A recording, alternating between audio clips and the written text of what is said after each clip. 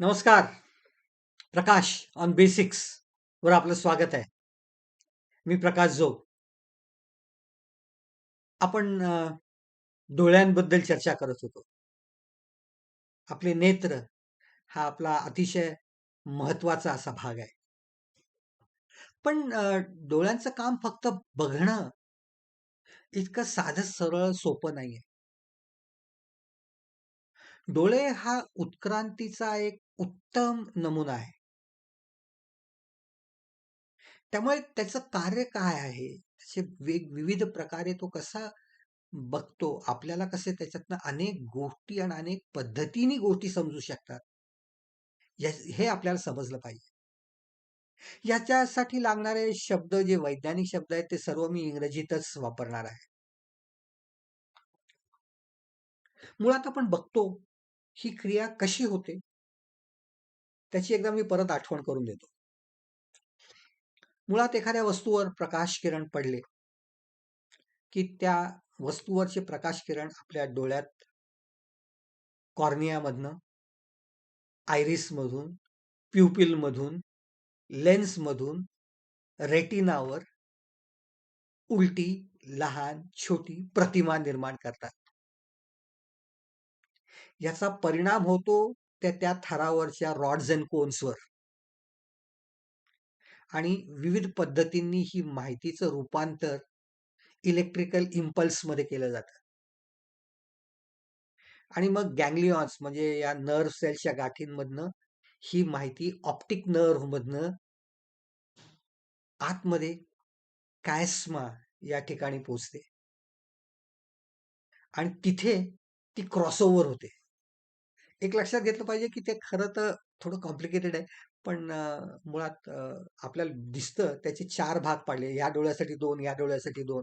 त्यातले 2 क्रॉसओव्हर होतात, तर 2 आहेच तशीच जातात. आणि ही माहिती क्रॉसओव्हर होऊन वळून मेंदूच्या मिड ब्रेन या भागापर्यंत पोहोचते.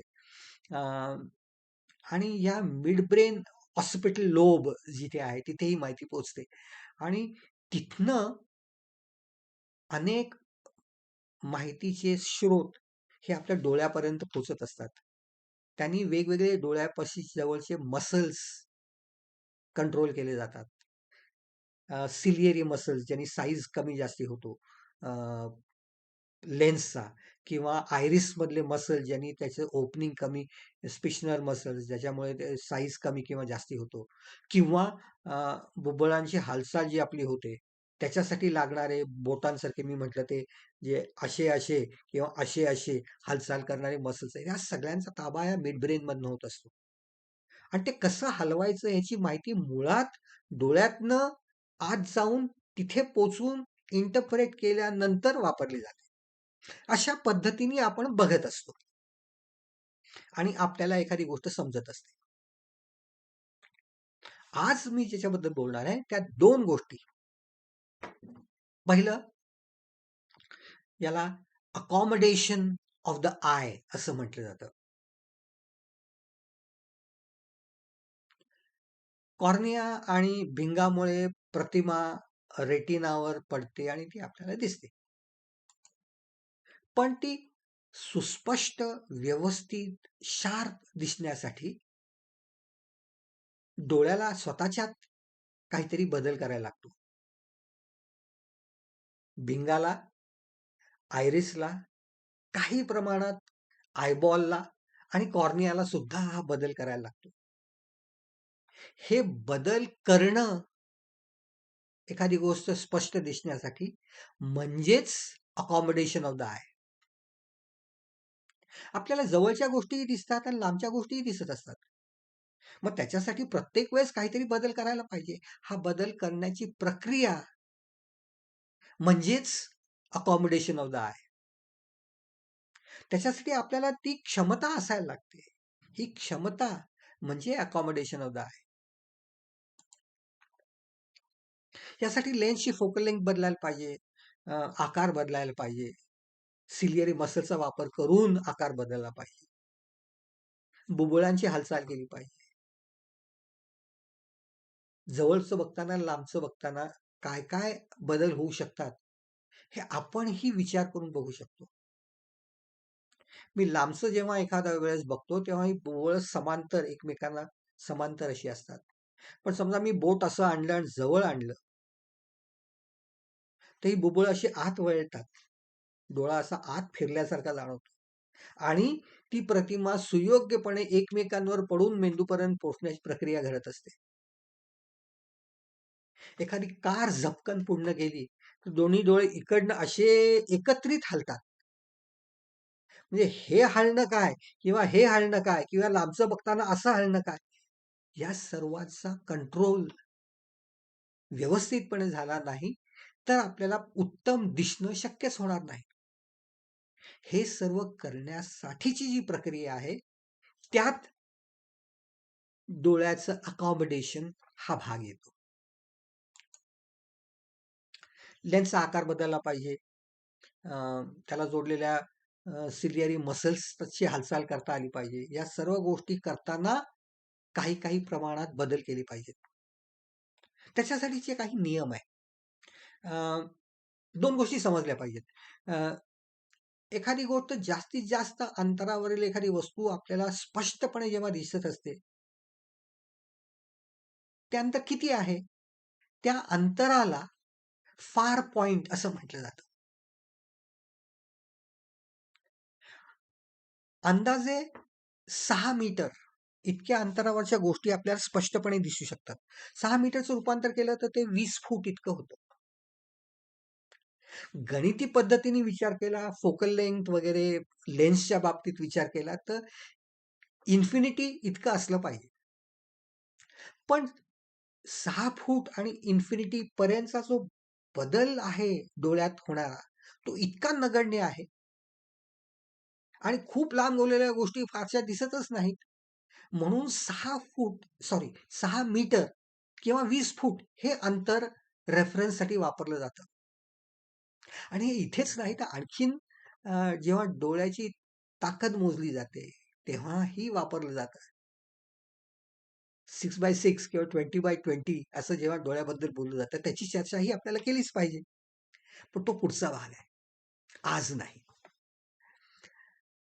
त्यामुळे 20 फूट किंवा 6 मीटर हा फार पॉइंट झाला. आणि मी एखादं पुस्तक वाचतोय आणि मग ते आणखीन जवळ-जवळ आणलं किंवा मी बोटाकडे बघतोय, नखाकडे बघतोय किंवा अंगठ्याकडे बघतोय आणि तो जवळ-जवळ आणला. ते एका विशिष्ट अंतराच्या नंतर तो मला क्लिअरली दिसत नाही. म्हणजे याच्याहून जास्ती जवळ आल्यानंतर मला स्पष्ट दिसत नाही. म्हणून हा नियर पॉइंट झाला. आणि हे अंतर जवळपास 11 सेंटीमीटर किंवा अबाउट 4.3 इंच इथपर्यंत असतं. कमीत कमी अंतरावरील वस्तू स्पष्ट दिसते, त्या अंतराला नियर पॉइंट असं म्हणतात. मग या नियर पॉइंट पासनं फार पॉइंट पर्यंत आपला डोळा कुठेही ऍडजस्ट होऊ शकतो आणि आपल्याला प्रतिमा आणि त्यामुळे ती वस्तू ही स्पष्टपणे दिसू शकते. एक गोष्ट लक्षात घेतली पाहिजे, की वय जसं बदलतं तसं-तसं हा नियर पॉइंटचं अंतरही बदलतं, फार पॉइंटचं अंतरही बदलतं. त्यामुळे मी जे काय आकडे सांगतोय हे सामान्य, नॉर्मल, चांगल्या, व्यवस्थित डोळ्यांसाठीचे आहेत. हे लक्षात घेतलं पाहिजे.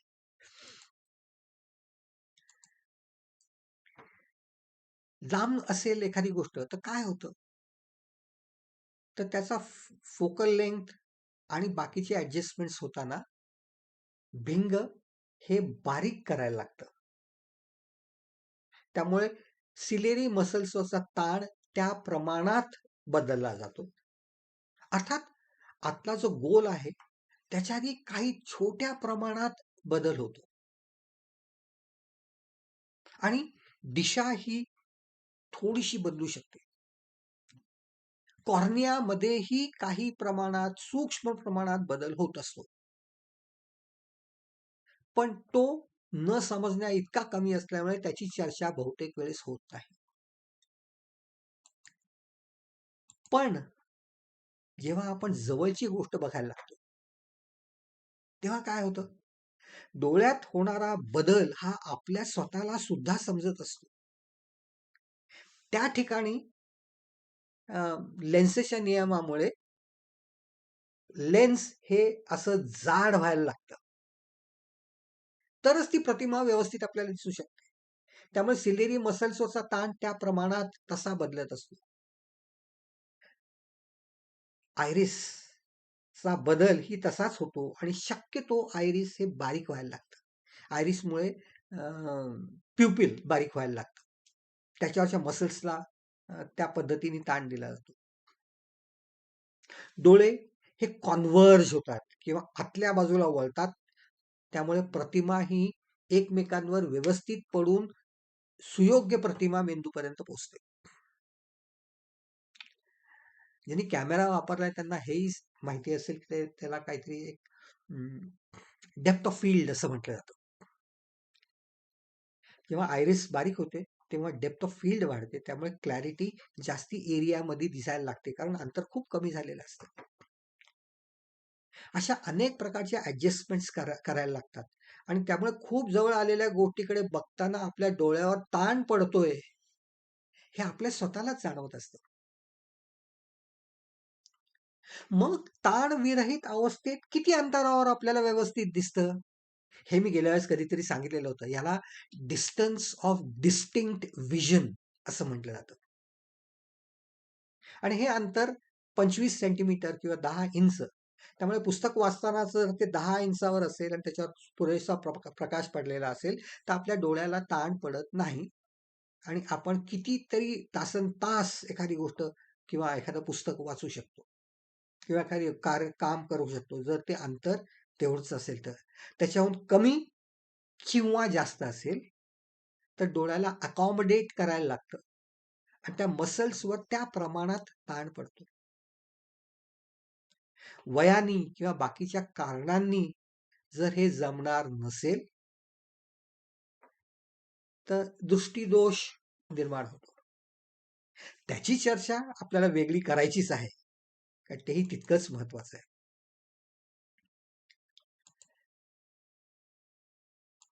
मग आणखी कुठला प्रकार होऊ शकतो त्याचाही विचार केला पाहिजे. त्याला अडॅप्टेशन असं म्हणतात. मुळात अडॅप्टेशनचा शब्दाचा अर्थ म्हणजे परिस्थितीशी जुळवून घेणं. इथे प्रकाशाच्या तीव्रतेशी जुळवून घेणं म्हणजे अडॅप्टेशन ऑफ द आय असा त्याचा अर्थ आहे. अनेक वेळा प्रकाशाची तीव्रता खूप प्रमाणात बदलत असते. मध्यान्ह दुपार बघितली काय किंवा मध्यरात्र बघितली काय किंवा तुम्ही डोंगरावर उभा आहात आणि ढगाळ वातावरण आहे. डोंगरावर उभे आहात आणि खूप उत्तम सूर्यप्रकाश आजूबाजूला आहे किंवा डोंगरातल्या एखाद्या गुहेत तुम्ही गेलाय. ह्या प्रत्येक ठिकाणी प्रकाशाची तीव्रता ही खूप प्रमाणात बदलत असते. हजारो पट बदलत असते.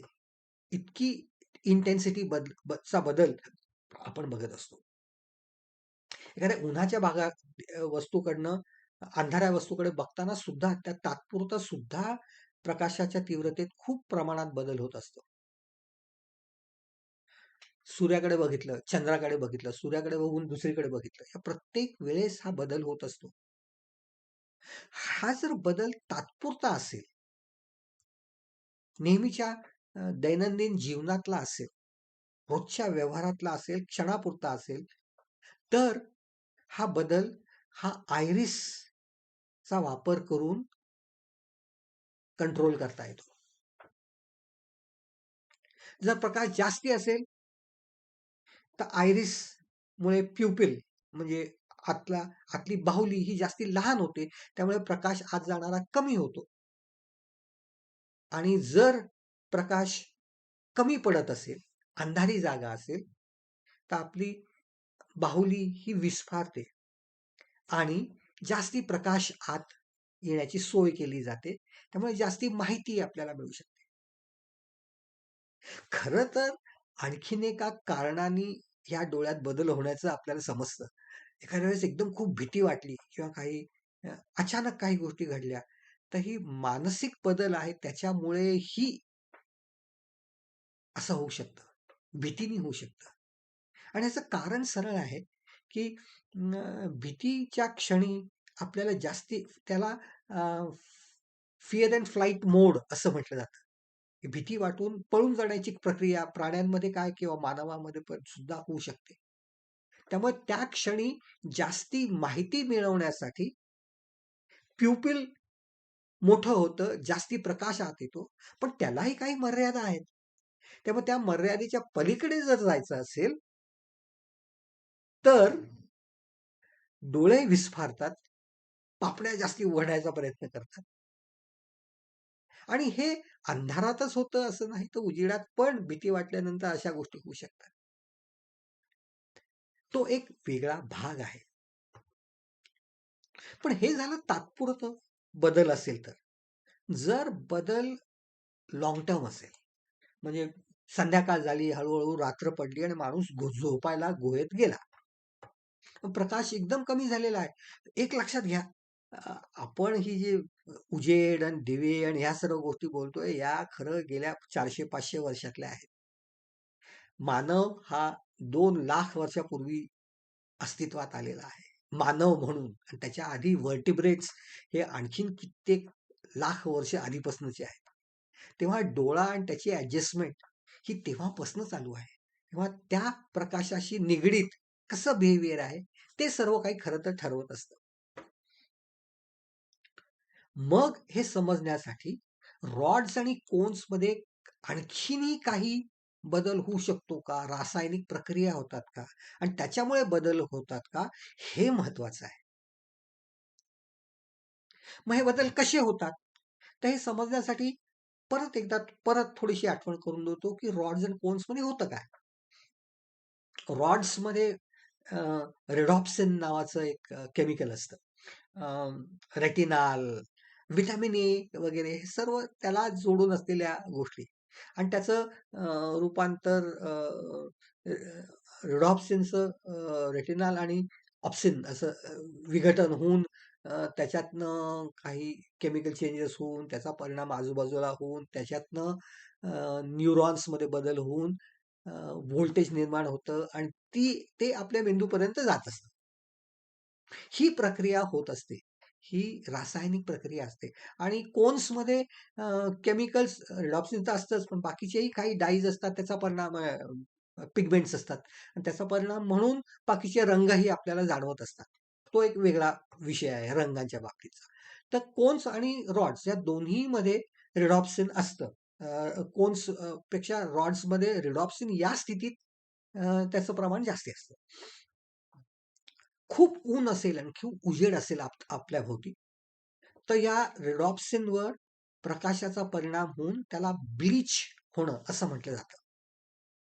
आणि एकदा रिडॉप्सिन ब्लीच झालं, की या रॉड्सचं काम आणि कार्य हे मंदावतं. तेव्हा खूप उजेड असेल, तर रॉड्स हे मंदावलेल्या स्थितीत असतात. प्रकाशाची तीव्रता एका विशिष्ट पातळीवर गेल्यानंतर एखादी गोष्ट चालू किंवा बंद होणं या तीव्रतेच्या लेवलला थ्रेशोल्ड असं म्हटलं जातं. रॉड्ससाठी हे थ्रेशोल्ड खूप खाली आहे. तीव्रता खूप कमी गेली तरी रॉड्स कार्य करत असतात. पण कोन्स त्याच्या वरच्या लेवलला म्हणजे या पातळीच्या खाली जर गेलं तर कोन्सचं काम करणं बंद होतं.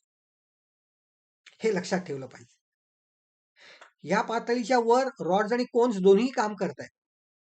या पातळीच्या खाली कोन्सचं काम बंद पडलंय आणि इतकं खाली गेल्यानंतर रॉड्सचं काम बंद पडणार आहे पूर्णपणे.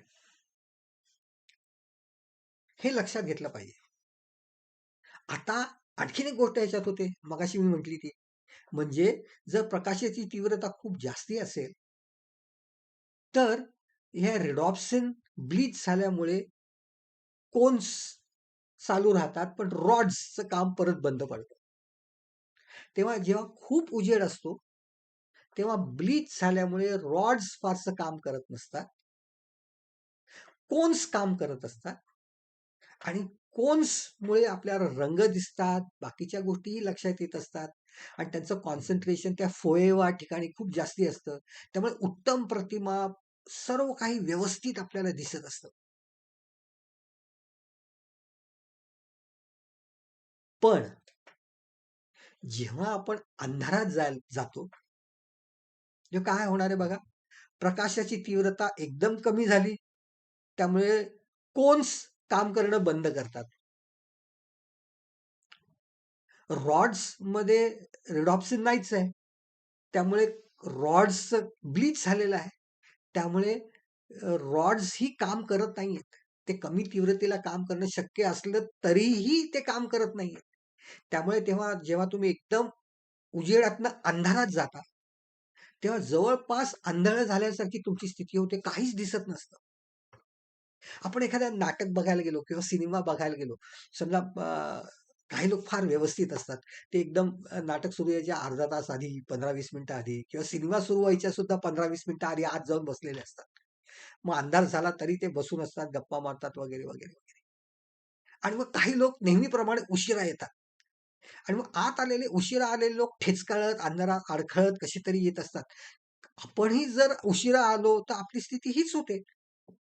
कारण एकदम उजेडातनं अंधारात आल्यानंतर तुमची आंधळा असल्यासारखी स्थिती असते.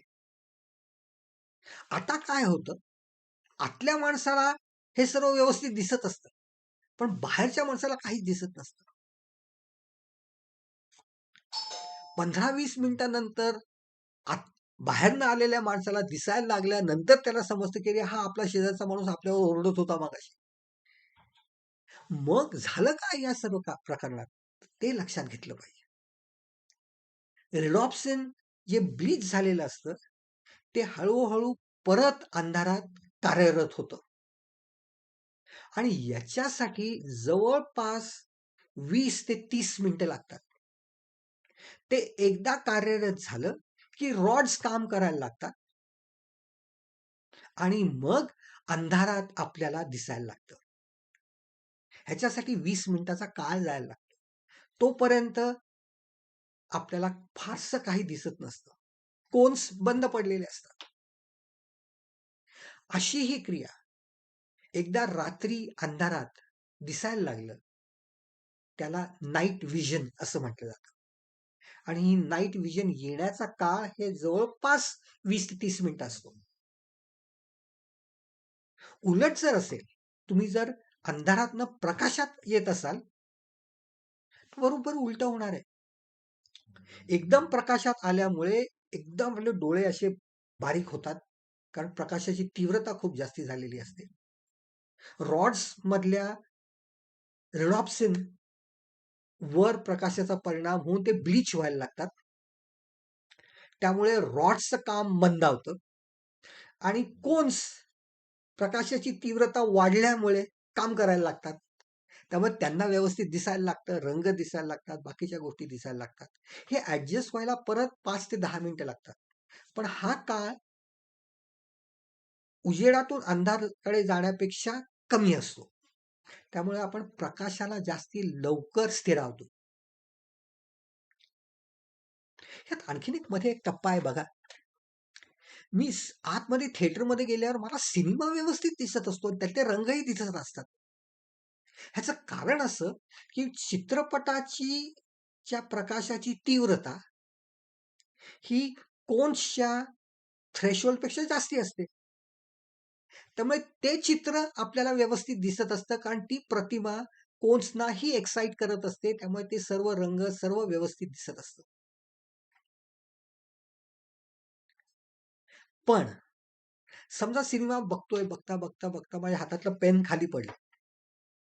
अंधारात खाली पडलं आणि खाली बघितलं मला काहीच दिसत नाही. कारण परत तिथे प्रकाशाच्या तीव्रतेची पातळी इतकी खाली आहे, की मला काहीच दिसत नाही. आणि इतका वेळ सिनेमा बघत असल्यामुळे माझे रॉड्स परत काम करणं बंद झालेलं आहे. तेव्हा खाली पडलेलं पेन दिसत नाही. वर बघितलं की चित्रपट दिसत असतो. असा हा नाईट व्हिजनचा भाग. महत्वाचा कुठे? तर नाईट व्हिजन हे अ, जहाजावर काम करणाऱ्या लोकांच्या दृष्टीने अतिशय महत्वाचं. कारण रात्री अंधारात जहाजावरनं लांब दुसरी काही जहाज येतंय किंवा होडी येतेय किंवा त्याच्यावरचा लुकलुकता दिवा हे दिसण्यासाठी नाईट विजन असणं आवश्यक आहे. त्यामुळे कॅप्टन, त्याच्या बरोबरचे अधिकारी जे नाईट वॉचला असतात, हे सर्व वर ब्रिजवर थांबलेले असतात. अंधारात आजूबाजूला कुठेही उजेड नसतो. त्यामुळे त्यांचं नाईट विजन उत्तम असतं. जंगलात तुम्ही गेलात, रात्रीचं असाल, तर नाईट विजन डेव्हलप होण्यासाठी आजूबाजूला कुठलाही प्रकाश नसेल, तरच तुम्हाला अंधारातले प्राणी दिसायला लागतात. सैनिकांना सुद्धा रात्रीचा नाईट वॉच असेल, तर आजूबाजूला कुठलाही प्रकाश नसेल, तरच त्यांना लांबचं दिसू शकतं. आणि मध्येच कोणीतरी काहीतरी पेटवलं, ठिणगी पेटवली, सिगरेट ओढली, उजेड पडला, तर ही तुमची नाईट विजन ताबडतोब खाली यायला लागते. दिसण्याचं प्रमाण कमी होतं. पण जर हा उजेड पडण्याचा टाइम खूप कमी असेल, तर तितकं ब्लिचिंग होत नाही. त्यामुळे तुम्ही झपाट्याने परत नाईट विजनच्या मोडमध्ये जाऊ शकता आणि तुम्हाला रात्रीचं दिसायला लागतं. ह्यात आणखीन एक गोष्ट महत्वाची आणि छान आहे, ती लक्षात घेतली पाहिजे. हे सैनिकी किंवा एअरफोर्स मधली विमानं जी असतात, सुखोई म्हणा किंवा बाकीची विमानं किंवा F-22 वगैरे वगैरे सारखी विमानं, ह्या लोकांच्या पायलट्सना लाल रंगाचे पूर्ण डोळा कव्हर करणारे गॉगल्स दिलेले असतात. हे का, हेही लक्षात घेतलं पाहिजे. अतिशय छान गोष्ट आहे. लाल गॉगल असल्यामुळे त्यातनं आत जाणारा प्रकाश हा फक्त लाल रंगाचाच असतो. त्याची वेव्हलेंथ ही लांब म्हणजे मोठी असते आणि वेव्हलेंथ मोठी असेल तर त्याची ऊर्जा कमी असते. त्यामुळे लाल प्रकाशाची ऊर्जा कमी असल्यामुळे लाल रंगामुळे आतलं रेडॉप्सिन हे ब्लीच होत नाही. त्यामुळे ते कार्य करण्याच्या तयारीतच असतं. त्यामुळे अशा स्थितीत जर प्रकाशाची तीव्रता बाहेरची कमी झाली, तर ह्या पायलट्सना लगेच आजूबाजूचं दिसायला लागतं. असं होतं का नाही हे मी सांगण्यापेक्षा तुम्ही एक छोटासा प्रयोग करू शकता. डोळा काहीतरी करून पूर्ण बंद करायचा अर्धा एक तास, उजेडात बसायचं आणि मग एकदम अंधारात जायचं आणि मग दोन्ही डोळे उघडायचे आणि मग तुमच्या असं लक्षात येईल की जो डोळा 20 मिनिटं बंद होता त्यांनी तुम्हाला सर्व आजूबाजूचं दिसायला लागलेलं आहे आणि पहिल्या डोळ्यांनी फारसं काही दिसत नाहीये. 15-20 मिनिटांनी ते दिसायला लागतं. म्हणजे ही प्रक्रिया कशी होते हेही आपल्याला सहज लक्षात येणं शक्य आहे. ह्याला जोडून 2 गोष्टी आहेत. त्या मला असं वाटतं की मी त्या सांगितल्या पाहिजेत. तुमच्या असं लक्षात येईल की वेल्डिंग करताना काच वापरली जाते. ह्याचं कारण असं की प्रकाशाची तीव्रता जर खूप जास्ती असेल, तर त्याचा परिणाम आपल्या रेटिनावर इतका जास्ती प्रमाणात होतो की हे ब्लीच झालेलं रेडॉप्सिन हे परत येऊ शकत नाही आणि रॉड्स अँड कोन्स हे परमनंटली डॅमेज होऊन जातात आणि त्यामुळे दृष्टीदोष निर्माण होऊ शकतो. लेझर किरणांची तीव्रता ही कित्येक कोटी पट असते प्रकाशाच्या, नॉर्मल प्रकाशापेक्षा. त्यामुळे असा लेझर किरण जर डोळ्यातनं आत गेला तर जिथे तो ठिपका रेटिनावर पडेल तिथले रॉड्स अँड कोन्स जळून जाण्याची शक्यता असते आणि तसं जर झालं तर त्या स्पॉटला आपल्याला काहीही नंतर दिसू शकत नाही, परमनंट डॅमेज होतं. त्यामुळे लेझर्स किंवा अतिशय तीव्र प्रकाश यांनी डोळ्याला अतिशय घातक गोष्टी घडू शकतात. ह्याच्यात आणखीन एक गोष्ट आहे आणि ती म्हणजे लोक बरेच वेळा असं म्हणतात की ग्रहणात सूर्याकडे बघितलं तर तुमचे डोळे जातात किंवा डोळ्यावर एकदम फार काहीतरी विचित्र परिणाम होतो वगैरे वगैरे वगैरे. ह्यात काही भाग गैरसमजाचा आहे. कारण ग्रहण हे कुठल्या पद्धतीचं आहे याच्यावर हा परिणाम अवलंबून असतो. नेहमीच छोटंसं ग्रहण असेल, थोडासा सूर्य झाकला जातो आणि परत येत असेल, तर याचा सूर्याकडे बघत असताना काहीही फारसा त्रासदायक परिणाम होत नाही. कारण नेहमीच्या सूर्याकडे सुद्धा आपण बघत असतो. पण जेव्हा ग्रहण हे कंकणाकृती असतं, तेव्हा चंद्रामुळे जवळजवळ पूर्ण सूर्य झाकलेला असतो आणि प्रकाशाची तीव्रता ही खूप पातळी, खूप कमी झालेली असते. त्यामुळे आपली प्युपिल्स ही डायलेट होतात, मोठी झालेली असतात. आणि अशा वेळेस जर तुम्ही सूर्याकडे बघत असाल आणि हा लागलेला वेध निघत असेल, तर प्रकाशाची तीव्रता ही अतिशय क्षणार्धात तो सूर्य दिसायला लागतो, कड एकदम चमकदार, आणि प्रकाशाची तीव्रता ही कित्येक हजार लाख कोटी पट वाढते आणि सडनली पूर्ण शार्प उजेड दिसायला लागतो. हा प्रकाश तुमच्या रेटिनावर पडला आणि तोपर्यंत जर तुमचं डायलेट झालेलं प्युपिल परत आलं नाही, तर त्याचा दुष्परिणाम तुमच्या रेटिनावर होऊ शकतो. खूप वेळ बघत राहिलं तर ह्याचा परिणाम नक्कीच होतो. तर अशा पद्धतीने रेटिना ही डॅमेज होऊ शकते. आपल्याला हेही माहिती आहे की खूप एखादा कॅमेराचे फ्लॅश गन आहे आणि त्याच्याकडे फ्लॅश उडताना आपण त्याच्याकडे बघितलं, तर हे ब्लिचिंग इफेक्ट इतका स्ट्रॉंग असतो की कितीतरी वेळ आपल्याला काहीही दिसत नाही. याचं कारण हे परत त्यांच्या मूळ पातळीला यायला बराच वेळ लागतो आणि मग डोळ्यासमोर डोळे मिटले तरी असा उजेड दिसत असतो, कारण ते त्या स्थितीत असतं. असं हे अकॉमोडेशन आणि अडॅप्टेशन ऑफ लाईट, या दोन भागांबद्दल आज मी तुम्हाला सांगितलं. पण ह्याच्या व्यतिरिक्तही अनेक गोष्टी आहेत ज्या डोळ्यासाठी आपल्याला माहिती असलेल्या पाहिजे. डोळ्यांच्या कार्याबद्दल आपल्याला माहिती असलं पाहिजे. मी जे काही तुम्हाला सांगितलं ते तुम्हाला आवडलं असेल, पटलं असेल, त्याची आणखीन माहिती जमा करा. आणखीन समजून घ्या. मित्रपरिचितांना सांगा. या चॅनलला लाईक करा, सबस्क्राईब करा. काही शंका असतील तर नक्कीच लिहून कळवा. मी त्याचे उत्तर देण्याचा प्रयत्न करीन. डोळ्यात दोष निर्माण कसे होतात, त्याची चर्चा आपल्याला करायची आहे. रंग कसे दिसतात, ह्याची चर्चा करायची आहे. या सर्वासाठी परत 15-15 दिवसांनी भेटत राहूया. तोपर्यंत नमस्कार.